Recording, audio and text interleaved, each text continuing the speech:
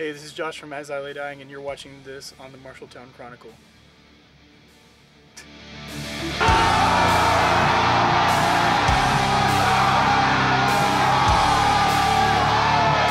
Generally, it's really hard for us to find food that we like in mainland Europe. It's just really hard for us to find because everything's a kebab shop.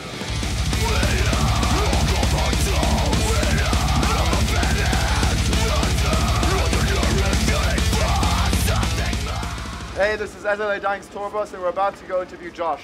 So, Josh, you've been playing Switzerland, Austria, Italy, France, Germany, and you've just been in Norwich, UK last night, first UK date. Yeah. How was the difference in the crowd response? Well, you know, outside of London, you know, generally the shows in Germany for us are always a lot bigger. So London's like one of your ones that you look forward to in the UK? Oh yeah, just because, you know, it's definitely the most, we've been here the most. Like every time we have an off day in the UK, we're usually in London at the Tesco and we just walk around all day, so we kind of know our way around a little bit.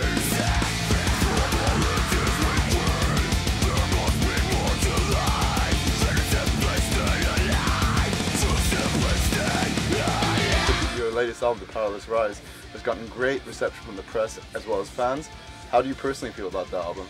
I definitely feel like it's our strongest album because, you know, Ocean Between Us was a record that we were still, even though it was a little bit more relaxed than maybe some of the previous records the band worked on, we were still very rushed with time. Like, I did all my vocals in 4 or 5 days for the whole record, and Tim did all of his in less than probably a week, I don't know. And so this time we spent a little bit longer writing it. We like got in a room and jammed a lot more than we did on the previous record, I think. And you know, I think we just kind of really focused and like over focused on parts until we made sure, you know, the song structures were exactly the way we wanted them, and we had more time to actually record too. I ended up having almost 2 weeks to record vocals, which was, you know, a lot better than the last record. And you know, there's takes on the last record where I feel like I could have done a stronger vocal take, or you know, maybe that riff could have been performed better. And this record, there's nothing like that. It's all, you know, I feel like we all are 100% satisfied with how it turned out.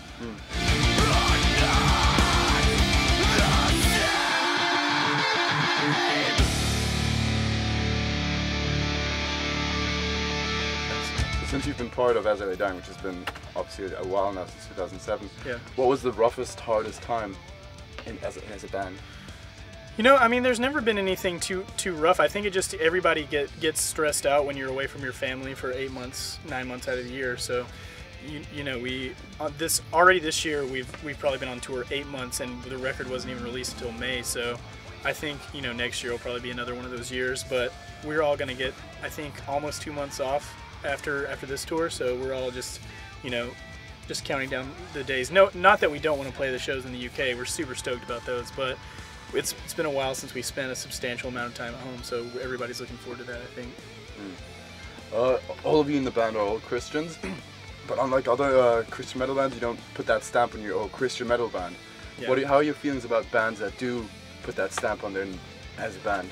Well, I mean, it's ultimately like a personal choice from, you know, the members of the band, because we don't really view our band as a like ministry. We view it as, you know, we're first and foremost trying to write good music, and the message that comes across in the lyrics could be, and you know, there's really not that many overt references to Christianity in the lyrics at all. But I guess since they're written from a, you know, Tim's a Christian, he writes all the lyrics and they're from his standpoint, so maybe, you know, a little bit of his, you know, religious background might come through in the lyrics if that's how you want to take them. But they also, I think, can relate to stuff other than that. So I guess to answer your question, that if the band feels like that's what their, you know, that's their mission, is to, you know, try to, you know, get people to become Christians at their shows, then that's cool. But that's not what we want to do, because I know that when I go to a show, I'm not trying to get like preached to by the band on stage, like, so I just want to be there to hear music.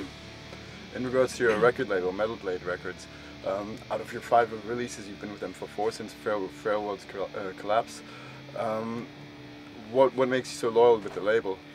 I mean, they get the metal community. You know, they've been there since the beginning. Like Brian Slagle, you know, is, you know, pretty much gets credit for introducing Lars Ulrich and James Hetfield to each other to write the first, you know, Metallica songs. He's been there since like day one, you know. I'm about to sneeze, sorry. Bless you. Make sure to put that in there.